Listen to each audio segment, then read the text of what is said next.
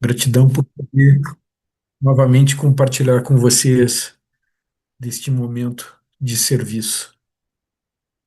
Samira me convidou para voltar a encontrá-los. Eu estive em São Paulo na semana passada. Ainda não foi dessa vez que pudemos marcar um encontro presencial. Devo voltar a São Paulo em mais alguns dias. Tenho acompanhado as atividades de vocês e sei que as reuniões presenciais voltaram a ser realizadas, embora não de modo semanal. Espero de todo o meu coração, em algum momento próximo, voltar a encontrá-los na nossa casa, ali no que nós conhecemos como o nosso Instituto Pitágoras, né? Ali onde vocês, de algum modo, vêm se reunindo há tantos anos. Hoje, o nosso tema passa por reflexões sobre a paz e a sabedoria. O título é Paz, um ambiente de fluência da sabedoria. De algum modo, vamos falar de teosofia, de paz e de sabedoria. Comecemos trocando ideias sobre a sabedoria. Quando falamos de uma sabedoria, não sei exatamente o que vem à mente ou ao coração de vocês. Às vezes essa palavra fica num cunho abstrato, e eu não sei até que ponto ela pode sair da abstração, mas se diz que toda sabedoria é prática, e se ela é meramente teórica, não é em si sabedoria. A sabedoria talvez convirja para uma grande habilidade de expressar a vida na nossa existência, viver sabiamente e realizar a essência da vida dentro de um ambiente de felicidade, de alegria espiritual, de harmonia na nossa experiência e na experiência que nós temos na convivência com todos os demais, indica o que possa ser a sabedoria. Se a gente cai num grau de abstração, talvez a gente possa pensar que nós somos detentores de informações. Talvez possamos pensar que nós somos detentores de um know-how, de um conhecimento. Quando nós falamos de sabedoria, nós não estamos falando do acúmulo de informações e nem de conhecimento. Esses dias, trocava eu ideia com algumas pessoas e lembrava um comentário que escutei alguns anos atrás de um amigo, de uma maneira que, brincando com as palavras, nos faz talvez parar de simplesmente sobreviver e nos faz um chamado de reflexão mais profundo.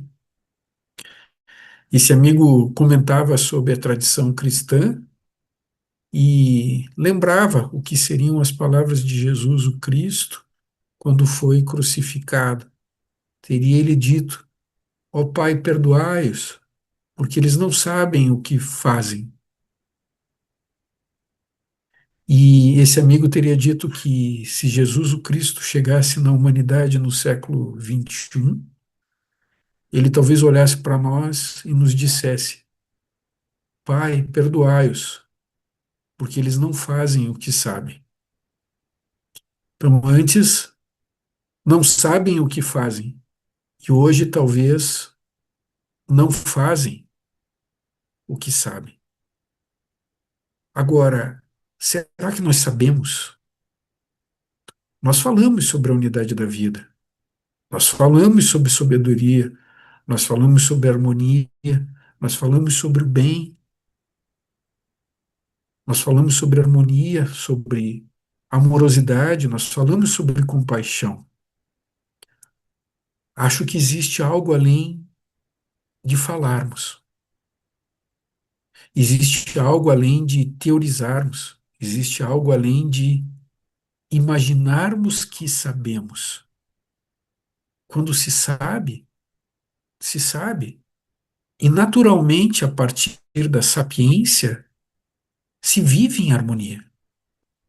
Porque, como dizia eu aqui refletindo, ainda que o seja num ambiente teórico, paradoxalmente, a sabedoria é prática. E a sabedoria se vê na prática do nosso viver. Quando nós indicamos a ideia de teosofia, e vemos que ela, formada pelos vocábulos Sofia, sabedoria, e Theos, divino, nós teorizamos sobre o que seja a própria ideia de uma teosofia. Algumas pessoas com propriedade nos disseram que nós não temos como definir teosofia, mas que, em linhas gerais, ela é vista como essa habilidade de um viver harmônico com tudo que vive, com tudo que existe. E um viver harmônico com tudo que vive, com tudo que existe, sem dualidade, implica num movimento de dentro para fora e de fora para dentro. O que que eu quero dizer com isso? Nós temos a nossa individualização, nossa individuação, nossa singularidade no tempo e no espaço, e ao mesmo tempo temos uma conexão com o mistério profundo da unidade da vida. A vida divina está dentro de cada um de nós. E apesar de estar dentro de cada um de nós, na nossa experiência existencial, relacional com tudo o que vive, nós, em alguma medida, nos apartamos daquela origem divina e começamos a inclinar a nossa existência a partir das nossas inclinações, desejos, apetites, vontades, expectativas, sonhos, angústias, medos. E não estamos mais em harmonia com aquilo. Então, encontrar essa harmonia é perceber o Dharma, perceber a essência da vida, a fonte que nos conecta com o mistério e descobrir que a existência associada com aquilo nos permite levantar, caminhar, existir e ser. Se diz que o ser humano é um animal e algumas pessoas dizem que nós somos o animal racional, isso é Aristóteles. Blavatsky diz que nós temos uma porção animal e uma alma divina. E o que conecta a alma divina com aquilo que são os traços animais que trazemos conosco é o que nos faz humanos. E nos dá a possibilidade de nos individualizarmos para conhecer a nós mesmos e realizar a essência daquilo que é o que nós somos. A realização da essência daquilo que é o que nós somos significa viver com habilidade, liberdade, harmonia, paz e presença. Algumas pessoas, quando falam da paz, imaginam uma paz, isso inclusive está na nossa, nos nossos artistas populares. Eu não lembro o nome de uma banda de rock brasileiro que no seu refrão gritava, bradava ou dizia: paz sem voz não é paz, é medo. E uma vez eu ouvi um irmão da Sociedade Teosófica refletindo sobre passagens de luz no caminho, em que se fala de uma paz, e ele dizia: mas essa paz não pode ser a paz de um cemitério, em que existe uma certa passividade, mas não existe manifestação da vida. Por isso, quando eu digo existe um duplo movimento de dentro para fora e de fora para dentro, nós estamos falando que a experiência na condição humana nos dota da possibilidade, de um lado, de realizar a essência divina e de outro, de nos desafiar a suplementar as necessidades animais. Então, existem os chamados de fora, que forjam os nossos apetites, os nossos medos, os nossos sonhos, as nossas expectativas, e uma luz interna que produz bom senso, que produz discernimento, que nos indica como, qual o grilo falante junto ao Pinóquio, o que nos cabe fazer para expressar a essência daquilo que nós somos.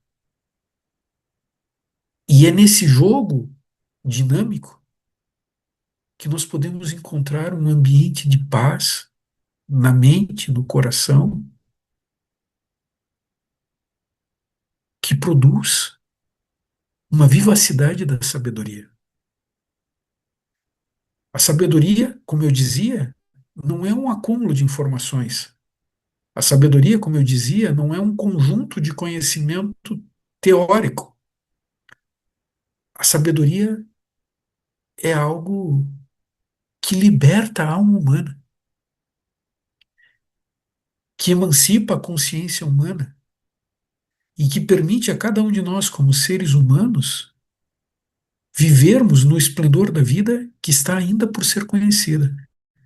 Voltando à tradição cristã, o Mestre Jesus teria nos dito que o seu reino não é deste mundo, que existe o reino dos céus. Talvez o seu ensinamento possa nos chegar demonstrando que ascender aos céus não implica numa morte física, mas implica numa morte para a ignorância. Tem uma passagem enigmática, bonita e interessante nos evangelhos que nos suscita uma busca e uma realização do autoconhecimento, em que Jesus teria dito que encontrar-se é perder-se. E ele segue dizendo que quem se perder por amor a ele, a essa essência crística, encontrar-se-á.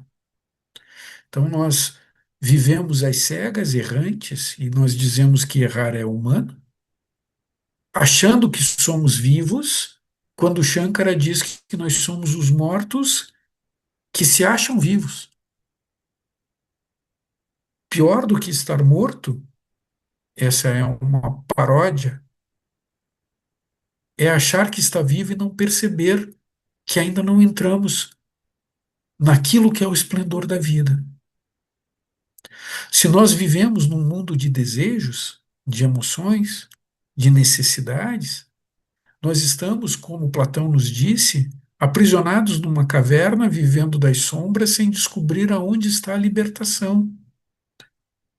Diz que todos nós somos prisioneiros, imersos numa matrix, na ilusão, e talvez presos, como Dante nos indica na Divina Comédia, nos infernos e nos purgatórios, sem descobrir o que é o reino celestial da vida espiritual. E chamamos a vida espiritual de um algo que estaria para outro momento, para quando a gente morrer. Porque o próprio São Francisco nos disse que é morrendo que se nasce para a vida eterna. Mas talvez tanto São Francisco como Jesus, quando mencionam desse encontrar-se e de perder-se, e de reencontrar ou regenerar por amor aquilo que é a sabedoria ou a alma divina, eles não estão dizendo que isso vai chegar quando a gente não tiver nesse plano, mas eles estão nos indicando que existe um trabalho a ser feito e que tem que ser feito agora,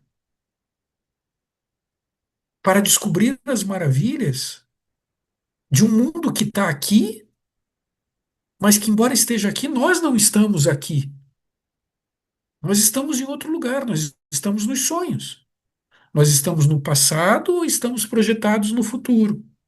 Ou nós estamos aprisionados nos nossos medos e angústias das lembranças do passado, ou nós estamos projetando a construção de uma vida que no futuro sorrirá para nós. Então, um dia nós chegaremos no Nirvana, um dia nós experimentaremos o Devachan, um dia nós abriremos as portas que nos levam à eternidade, ao mundo celestial, sem nos darmos conta de que esse mundo celestial, esse Nirvana, esse estado de beatitude, está acontecendo agora, fora do tempo. E que existe uma possibilidade de nós descobrirmos algo do mistério desses dois movimentos de dentro para fora, de fora para dentro, em que somos e estamos.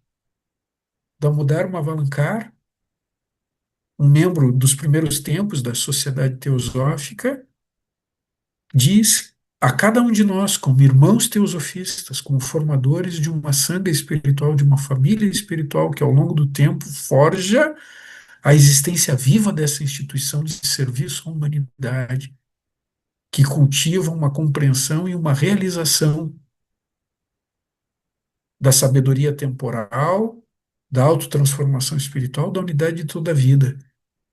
Da mudar indica para nós que ainda não conhecemos o axioma do estar no mundo sem ser do mundo.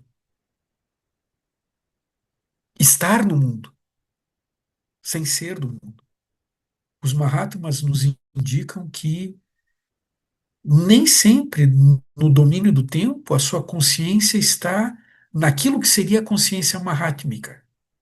Misteriosamente, eles nos indicam que para estarem na consciência mahatmika, eles têm que fazer adormecer o carcereiro externo, aquilo que é a expressão da nossa personalidade. Porque se esse carcereiro externo não adormecer, é impossível chegar naquela consciência mahatmika. É abrir uma porta da percepção e estar no tempo e no espaço forjados da força viva e ilimitada da sabedoria espiritual. Voltemos à palavra sabedoria e tentemos juntos ir além das palavras. As palavras são importantes e, ao mesmo tempo que elas são importantes, elas podem se transformar em travas, porque a gente toma a palavra pela coisa e esquece a coisa. Shakespeare teria dito em um dado momento que as palavras estão dando formas aos sonhos e fazendo com que esses sonhos se transformem numa realidade que está por vir. Quando nós mencionamos logos, os antigos gregos indicavam logos como a capacidade de palavrarmos, de falarmos, de verbalizarmos. No Gênese, Deus determinou que se faça a luz, e isso emana do Verbo divino.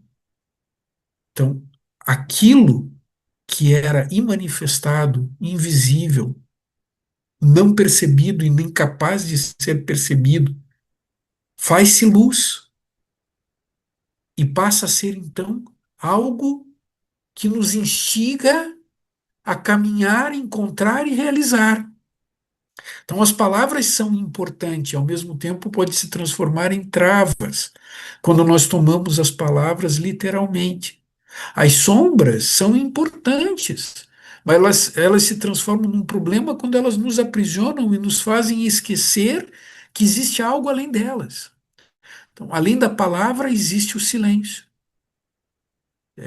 Sócrates teria nos indicado que nós não deveríamos falar nada que não passasse pelas três peneiras. Lembram das três peneiras? Nós não deveríamos falar nada que não seja útil, verdadeiro e amável. Se não é útil, você fala por quê? Se não é verdadeiro, você fala por quê? E ainda que seja útil e verdadeiro, apenas fale se fores capaz de fazê-lo com amabilidade. E ele segue nos dizendo ainda que isso seria de prata, porque de ouro é o silêncio. Há algo além das palavras. Há algo além da luz que se fez manifestada. Algumas pessoas indicam isso como uma luz invisível ou uma luz inefável, para além de todos os sentidos.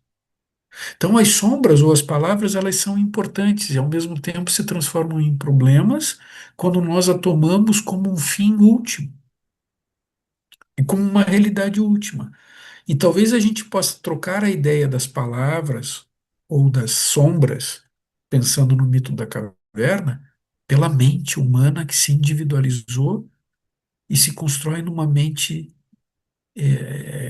concreta e mesmo como sede da alma humana, naquilo que nós temos como um espaço do corpo causal, o grande cálice espiritual para a recepção do que é imaterial, que é a alma divina. Na mitologia grega se fala do encontro, das bodas, do enamorar de Eros e Psique. Então, Eros chega até Psique e diz: eu posso vir aqui todas as noites, mas com uma condição, de que não olhes para mim. Porque se me encontrares olhando para mim, eu terei que sumir para sempre. Nós temos aí um ensinamento sobre um encontro com a sabedoria, numa perspectiva de impessoalidade.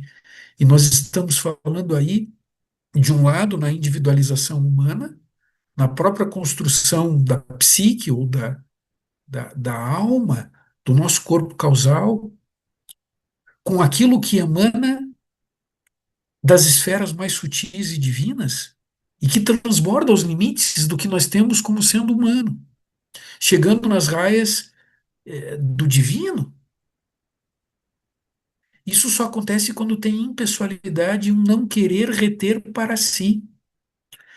Krishnamurti, usando outras palavras, que nós também vamos encontrar nas cartas dos Mahatmas, vou tentar passar por Krishnamurti passagem das cartas dos Mahatmas.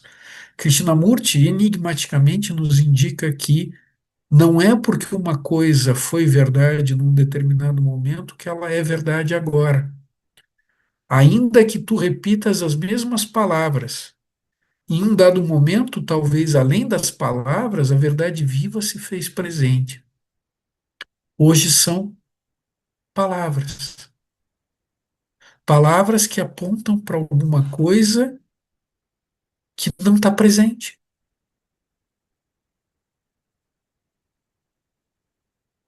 Aonde está a verdade espiritual viva, para além das palavras que a expressam?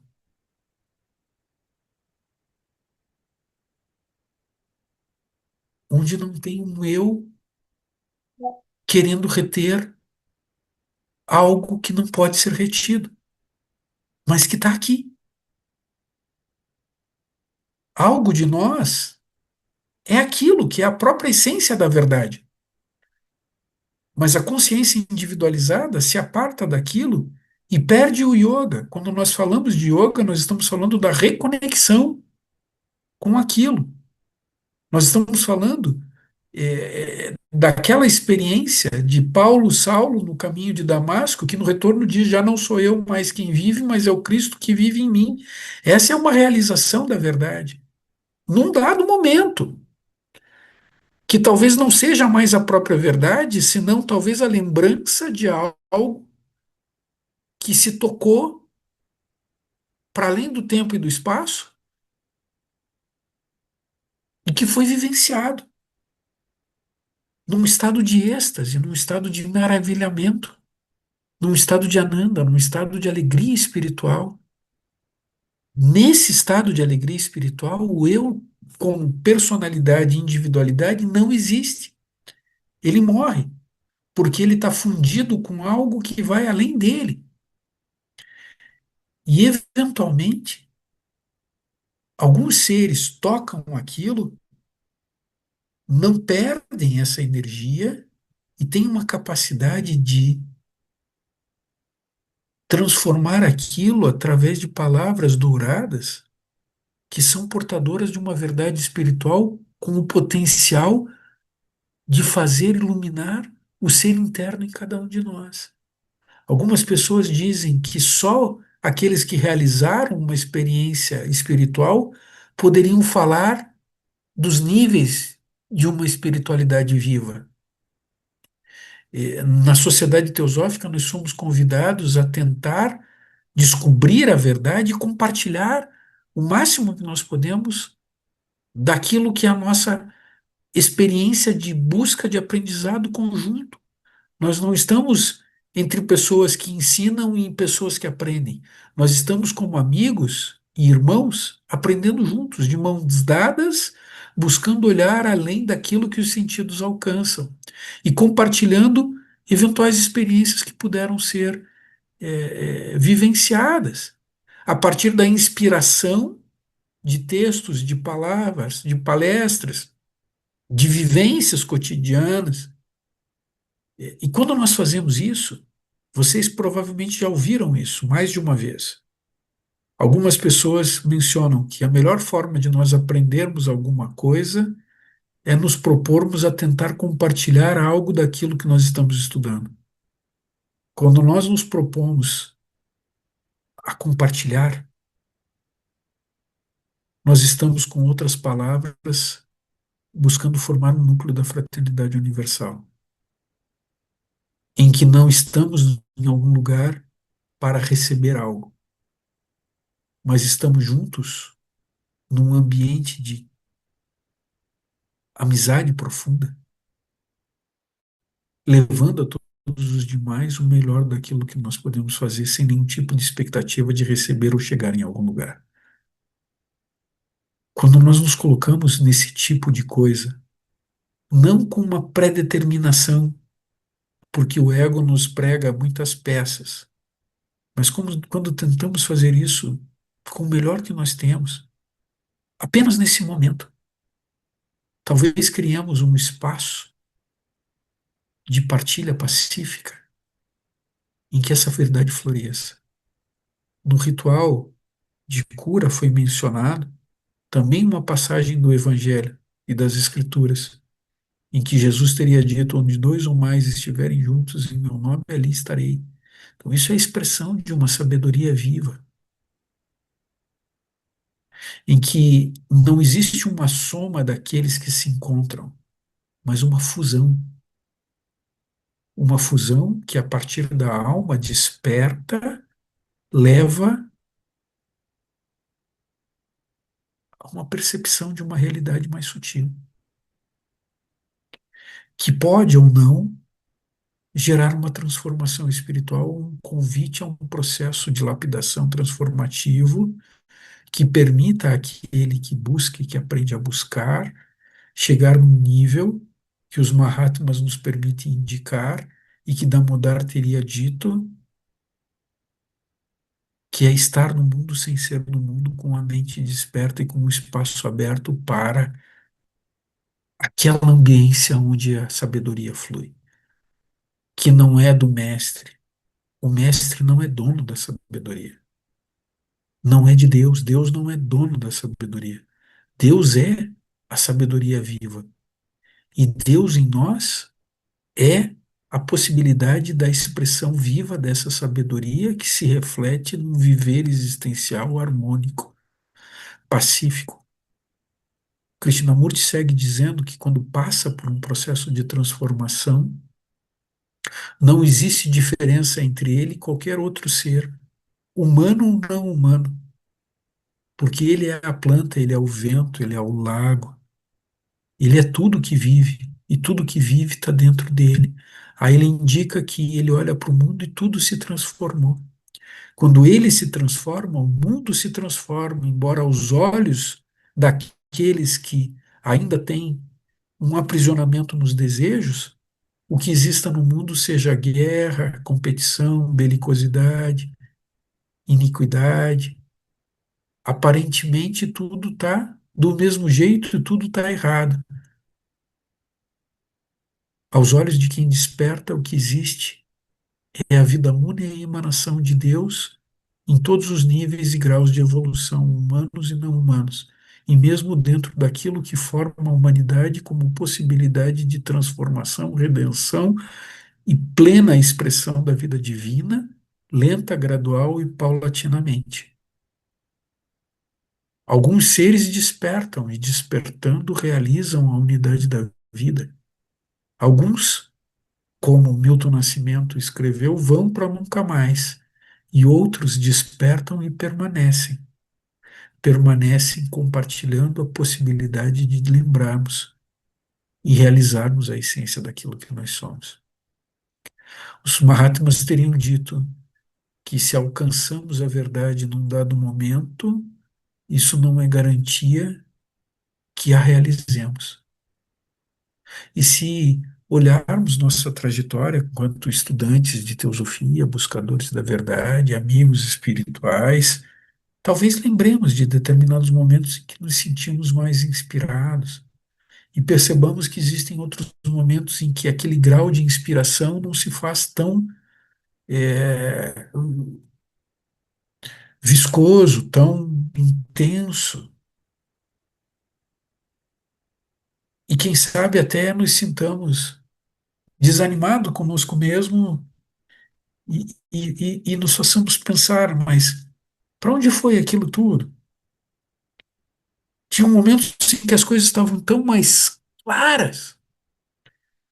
Aliás, há quem diga que na dinâmica sucessiva de um processo de reencarnação, para a alma que reencarna e não para as personalidades que são mortais, existe um momento em que nós fazemos um download daquilo tudo que nós realizamos em existências pretéritas.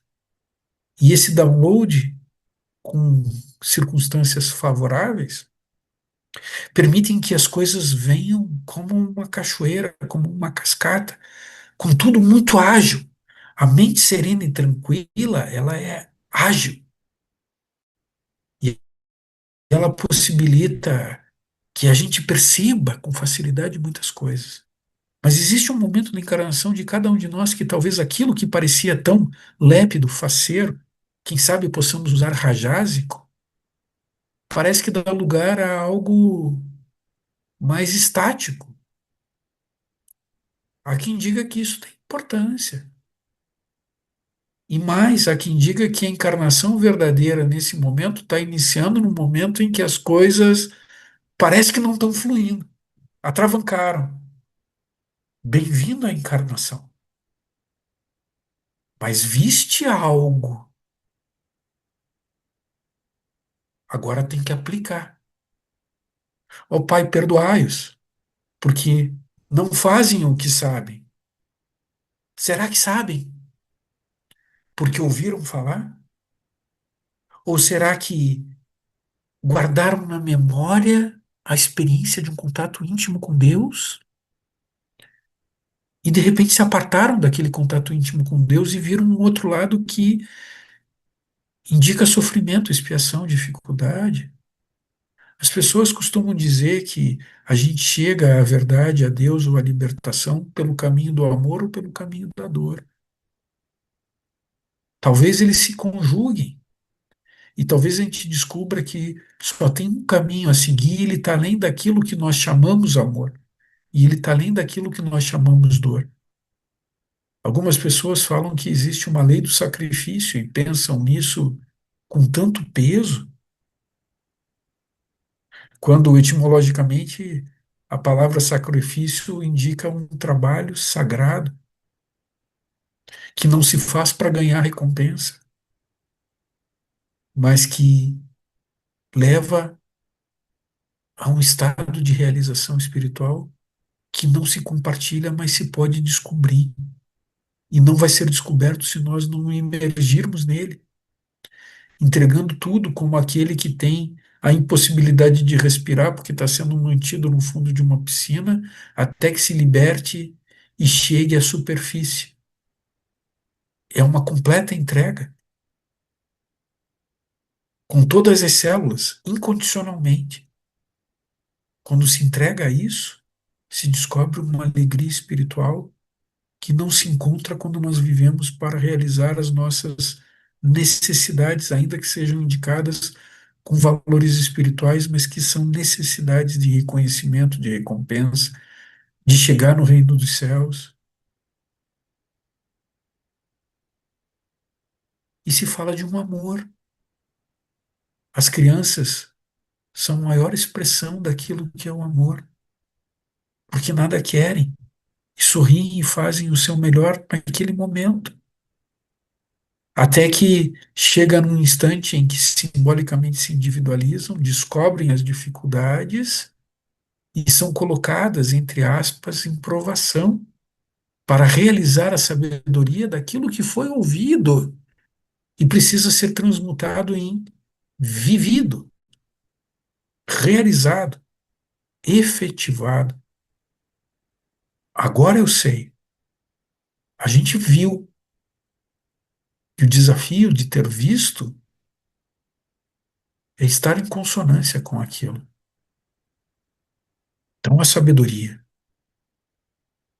E se ela não é passível de ser possuída, podemos trazer conosco um questionamento. Se um dia eu vi e hoje isso é apenas uma memória, como é possível ingressar de novo em contato com aquilo? Eu talvez tenha compartilhado com vocês uma conversa com um amigo de um bom tempo atrás, e eu costumo mencionar, eu lembro disso.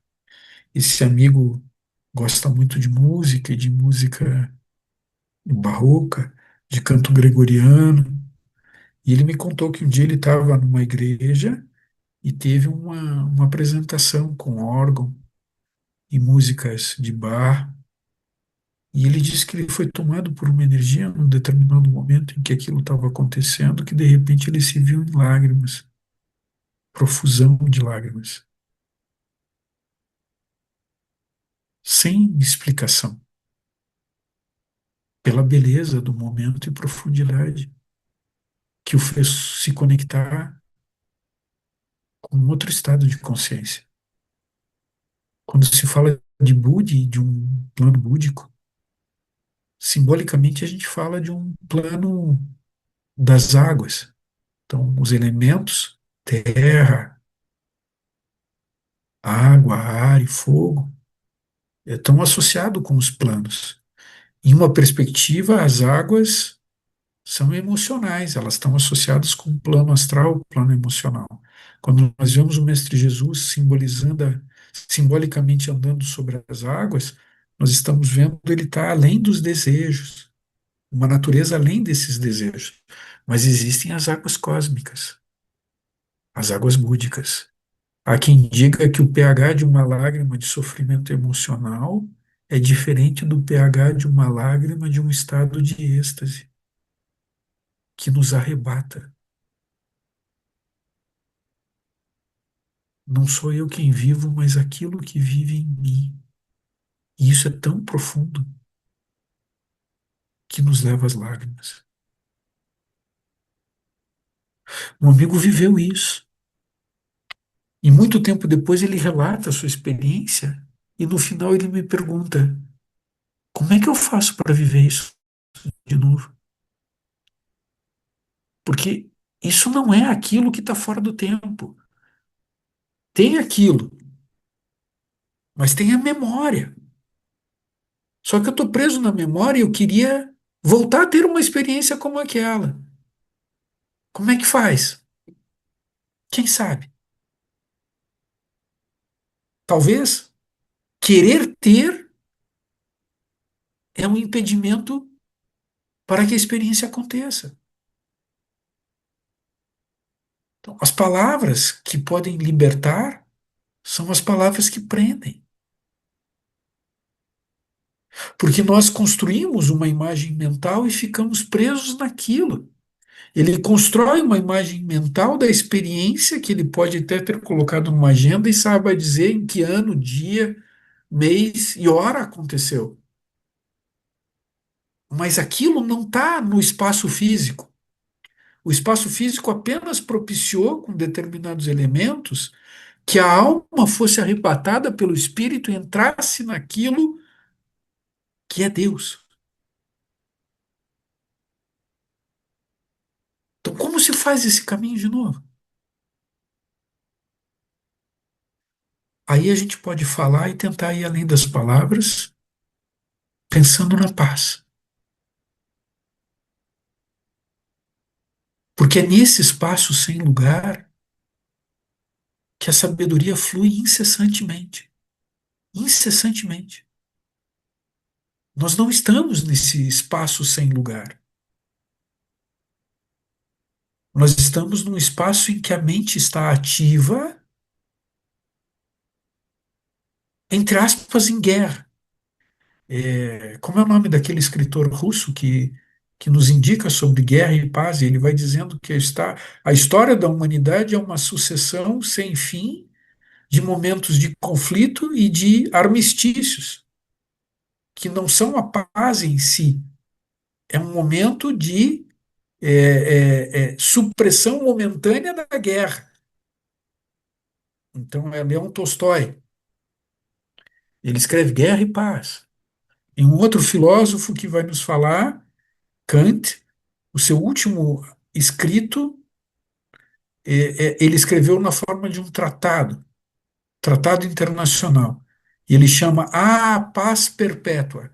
O que nós deveríamos fazer para sair dessa realidade de guerra e paz e, na verdade, ir além de um armistício, que é a cessação temporária do conflito, até que o conflito volte, o conflito volte, o conflito volte, o conflito volte. Então a gente inspira e expira, inspira e expira. Sinto que existe uma paz além da paz que se confronta com a guerra.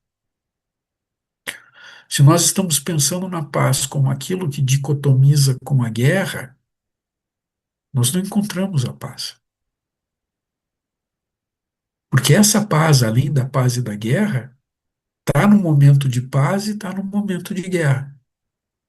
Essa paz, além da paz e da guerra, está enquanto nós, de algum modo, estamos no mundo e também quando nós estamos além daquilo que é o mundo sensível. Isso precisa ser descoberto. Os Mahatmas descobriram o mistério da conexão com aquilo e da possibilidade de aqui estar sem ser, mas estar.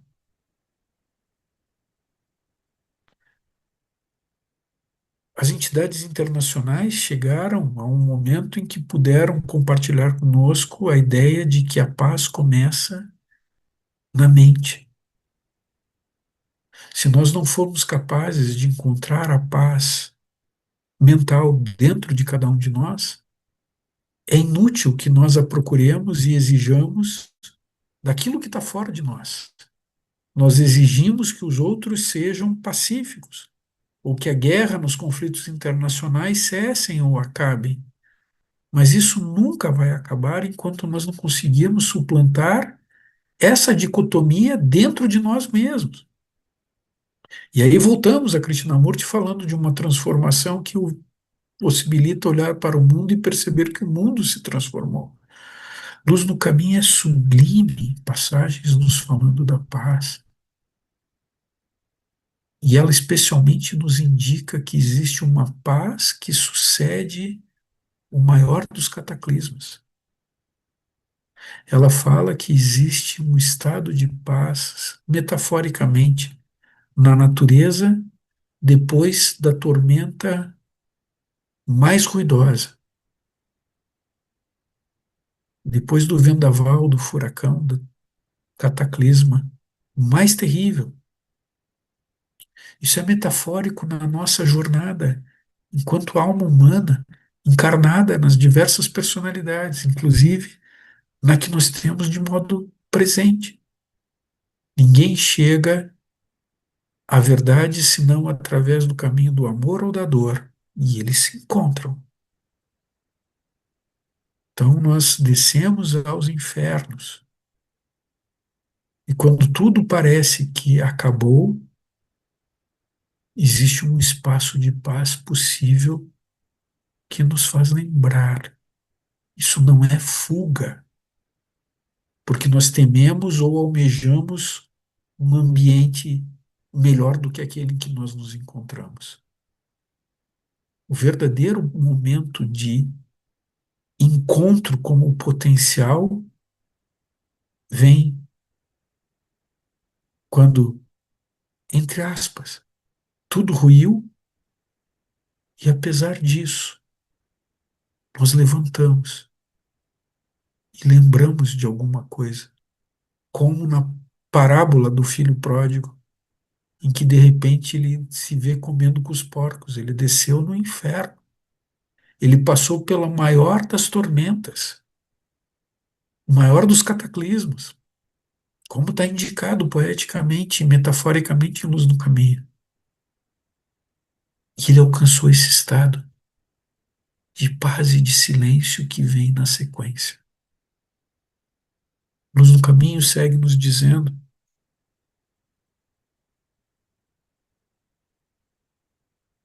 do poder do silêncio. E ele nos fala que todos aqueles que ingressaram no silêncio e retiveram o seu poder também querem que tu passe por esse espaço do silêncio, do aquietamento da mente. E ele segue nos dizendo, como luz no caminho, que apenas quando nós realmente conseguimos passar por esse momento de silêncio, de aquietamento,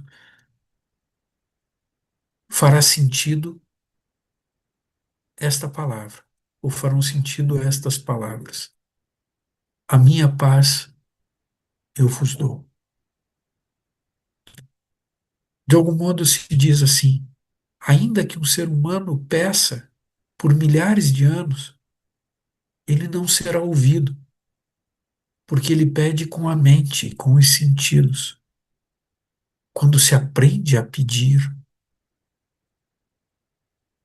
o mestre aparece. E na verdade ele está aguardando. E aí ele vai dizer: apenas nesse momento eu posso compartilhar convosco esse estado de paz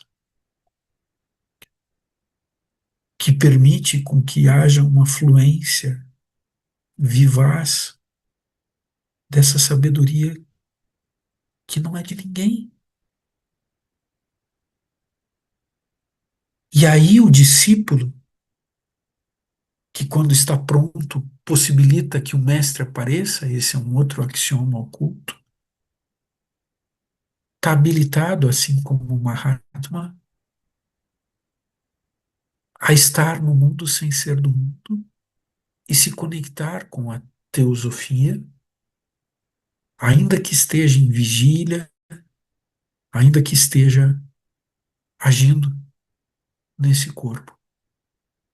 Uma outra passagem dos evangelhos que me vem é aquela em que Jesus anda com os discípulos e vai até a figueira, fora da estação. Não era o momento dela dar frutos, mas ela tinha muitas folhas. E Jesus estende a mão e diz: dá-me um fruto. Mas ela não tem o que dar.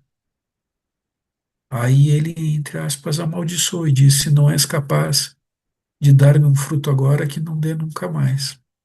E ninguém entende nada. Isso é um chamado para nós, como figueiras, de que mesmo diante das dificuldades maiores que existam, em tempos difíceis nos quais nós nos encontramos, não posterguemos a possibilidade de encontrar esse espaço fora de uma localidade, esse momento fora do tempo, em que a paz realmente se faz presente a partir do silêncio, por mais tormentosos e difíceis que sejam as circunstâncias na qual nos encontremos, e que nesse local, nesse tempo que não tem hora ou lugar, o renascimento espiritual seja mais do que uma promessa e uma projeção mental. Os budistas nos dizem: não desperdiçais a encarnação humana. E quando eles mencionam isso, eles estão se dirigindo para toda a humanidade, mas talvez mais a miúdo a cada um de nós. Porque quando eles falam não desperdiçais a encarnação humana, se a gente for dedilhar, eles estão dizendo: se tu tens saúde física e mental, se tu estás dotado de um corpo que lhe permite ter um encontro com o Dharma, escrito, revelado, através da escuta de amigos que conversam contigo, através da leitura de textos sagrados, não perde a oportunidade de se contentar apenas com o conhecimento daquilo que disseram que é a verdade. Vai fundo e vai mais além ainda.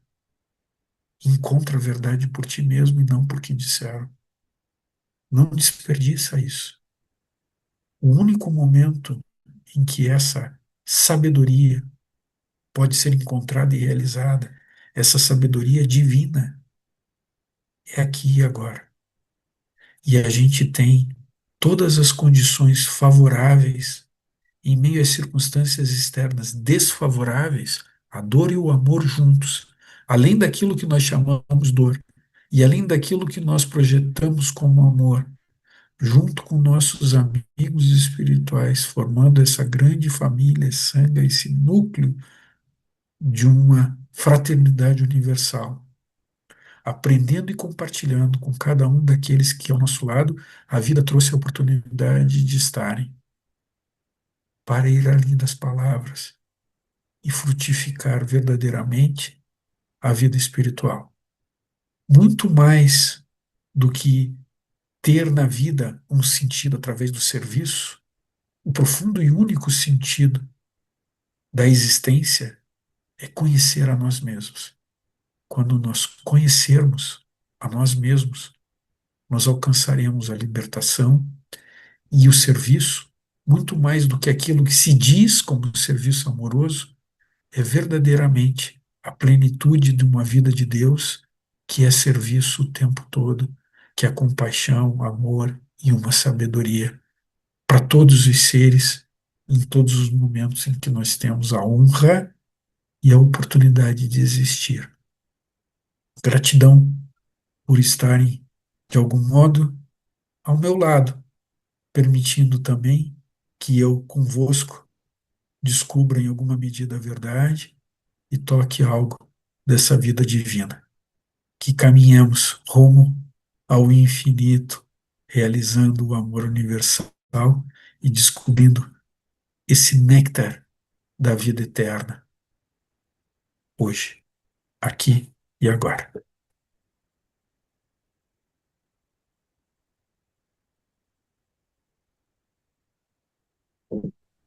Gratidão,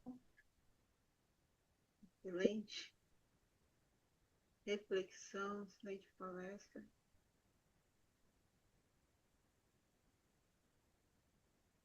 Os irmãos que quiserem comentar ou perguntar alguma coisa, eu prefiro ficar quieta, refletindo.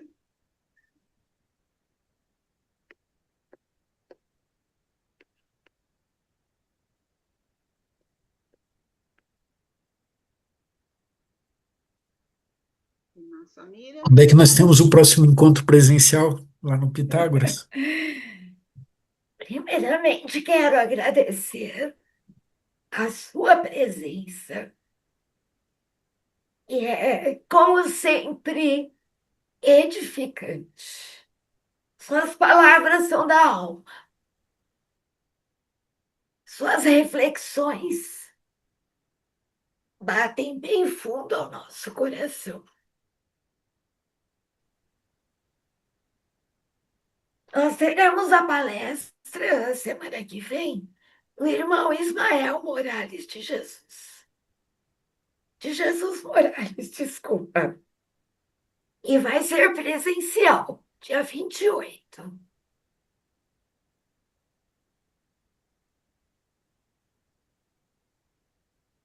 Ele vai falar sobre o reino dos anjos, o papel dos devas, os anjos na evolução espiritual da humanidade.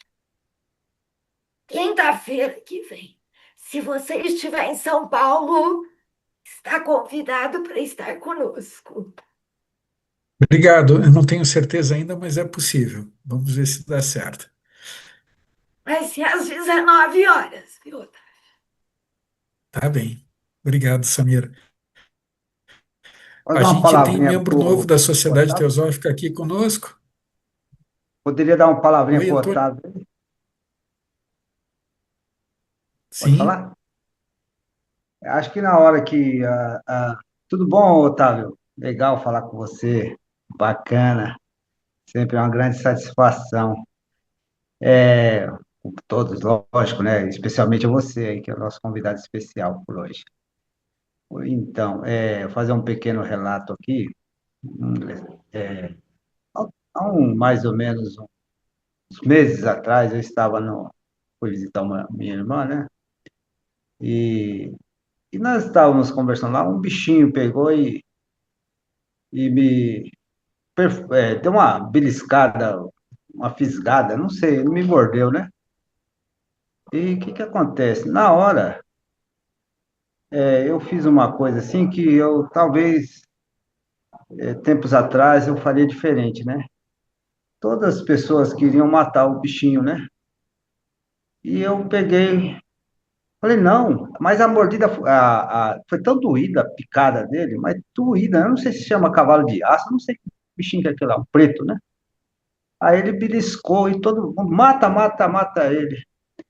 Aí eu falei, não, não, aí tirei ele, consegui fazer com que ele voasse e fosse embora.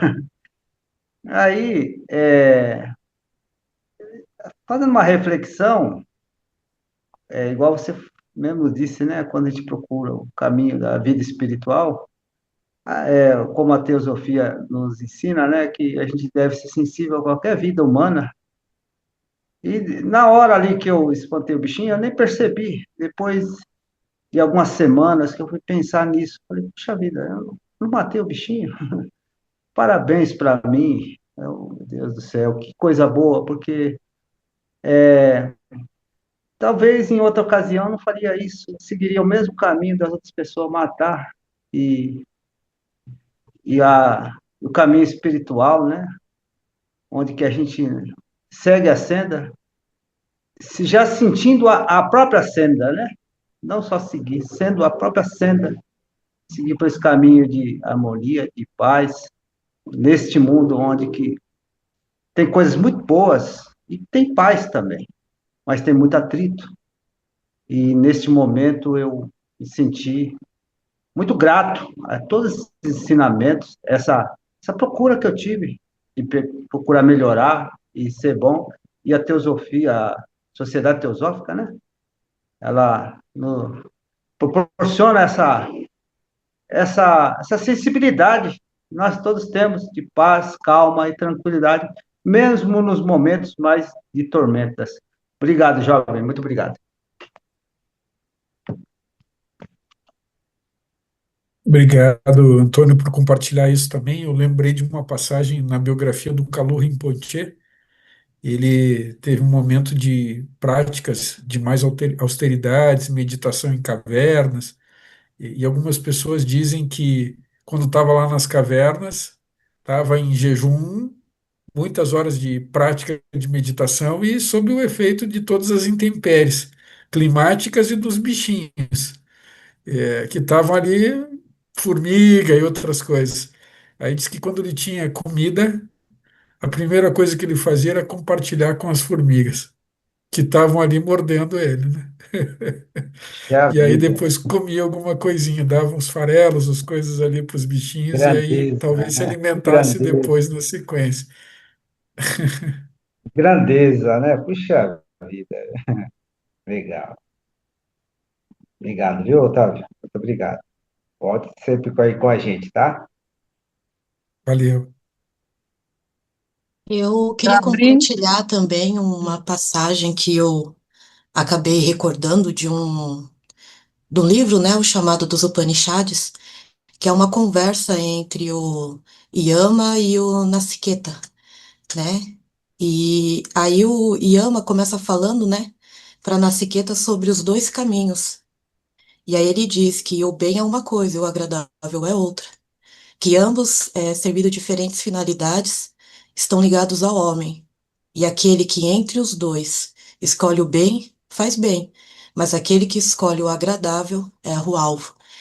E aí ele dá toda uma reflexão em cima dessa indicação, né, que ele faz a Nassiqueta, falando sobre os jogos dos opostos e indicando que o bem, ele não está dentro dos jogos dos opostos, né, o caminho do bem, que ele fala que o bem é o bem maior, o bem absoluto, né, que está acima dessa parte do jogo dos opostos entre o bem, que o bem está ligado ao mal, né, que está ligado aos prazeres e tudo mais. E me lembrou muito, muito essa passagem que, inclusive, eu li essa semana. Legal, linda lembrança, né? Então a gente está justamente falando dessa ideia de uma paz além da paz e da guerra. Como a gente pode falar de uma sabedoria que está além daquilo que nós chamamos de sabedoria e ignorância. Acho que essas coisas são interessantes. Pensar no amor além do amor dito, do amor imaginado, que percorre todas as coisas, faladas e silenciadas, percebidas e não percebidas. Isso é bem interessante. Agora, também, quase que como uma brincadeira com palavras, eu costumo dizer que falar bem do bem faz bem. A gente às vezes está falando desse bem supremo. Enquanto a gente está falando, a gente está numa esfera com uma atmosfera, com uma energia. E talvez não seja a realização daquele bem, mas é um caminho de encontro para que essa experiência mística talvez aconteça e a gente consiga ir além das palavras. Então, as palavras são importantes, elas abrem as portas da ignorância, mas se a gente ficou só nas palavras, elas fecham. E aí a gente pode só falar do bem. Mas é interessante a gente descobrir que tem esse bem transcendente. E aí falar disso é criar uma atmosfera favorável. Mas aí a gente tem que ir além, né? É o desafio. Descobre e realiza. As Muito boa palavras essa nunca voltam lembrança. vazias, né? Não é mesmo? As palavras nunca voltam vazias, elas sempre voltam ou carregadas, então são importantes, né? É. Obrigado. Então, o logos ou universo manifestado é a construção de um campo que nos possibilita a realização da unidade. A Bhagavad Gita nos fala do campo e do conhecedor do campo. Então, o logos, a palavra, a manifestação universal é a possibilidade de que o ser renasce e realize a plenitude da espiritualidade. Então, é uma importância. Se diz que a mente constrói a ilusão e, eventualmente, a artífice da libertação. Então, a gente chega a partir da iluminação da mente. A Samira me mandou algumas mensagens, acho que ela teve algum problema de internet aí, acabou se desconectando, não sei se ela vai conseguir voltar a se conectar.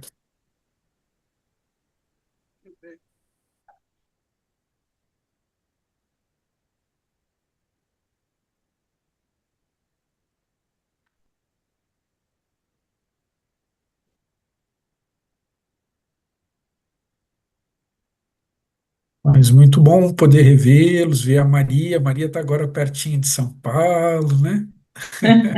Pertinho de Brasília. Mas eu estou Agora, apegada nesses à dias. loja Raja Yoga.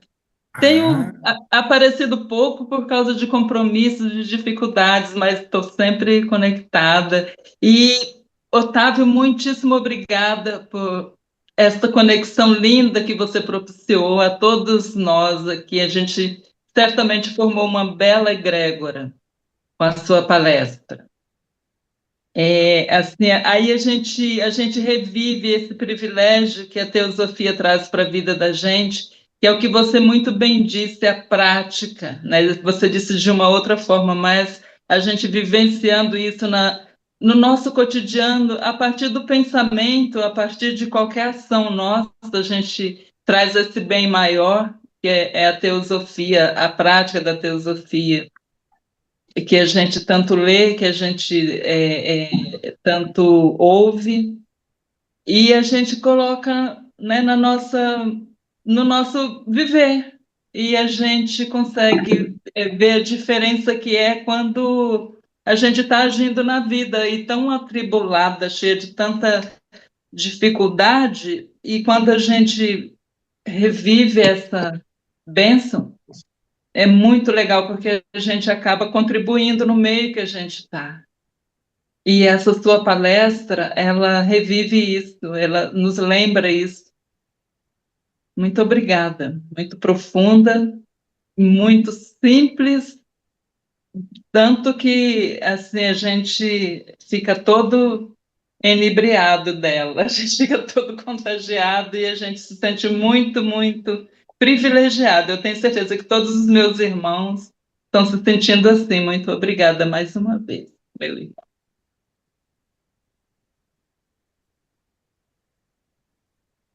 Grato, Maria. Samira conseguiu retornar? Retornei no celular, porque no computador congelou e eu não conseguia mais entrar.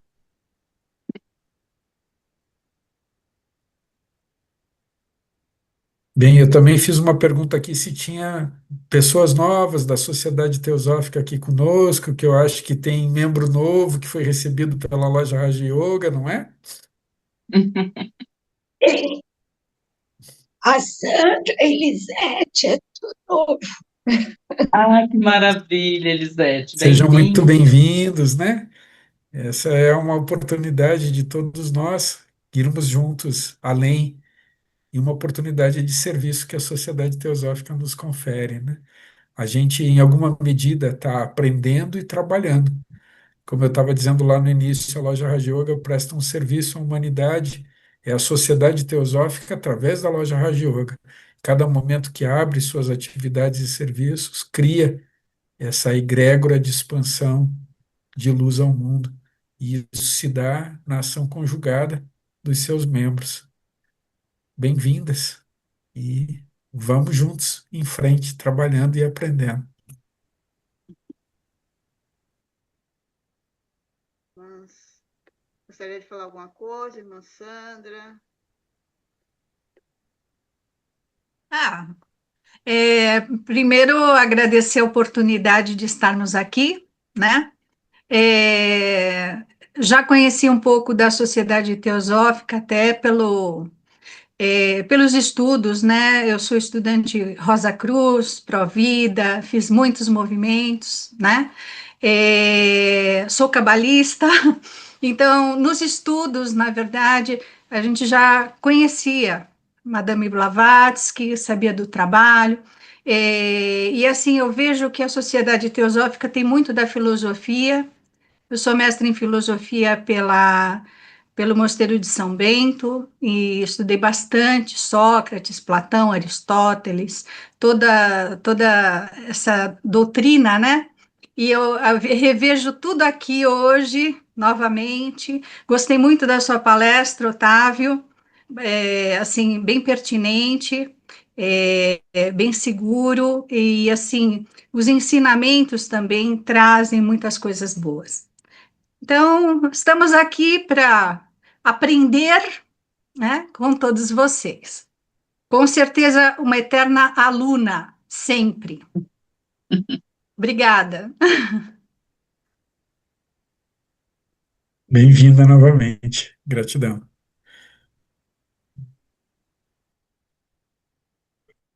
Pode falar, irmã? Está tentando. Tá fechado seu microfone. É algo chatos, né? É. Irmã Graziela, gostaria de falar?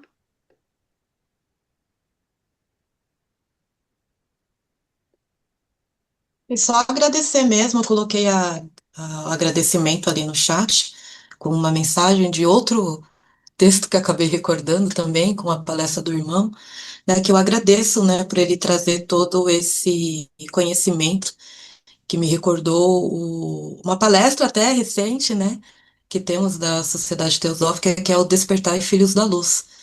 Então, é um convite, né? A palestra hoje do irmão, novamente, eu acho que faz uma conexão super boa também com esse texto, que nós podemos colocar em ação o caminho da luz e despertar para sermos mais gentis, amorosos e colocar isso como em ação ao mundo, né? Para tentar ir eliminando aí o nosso pequenino eu e voltarmos para a luz. É isso.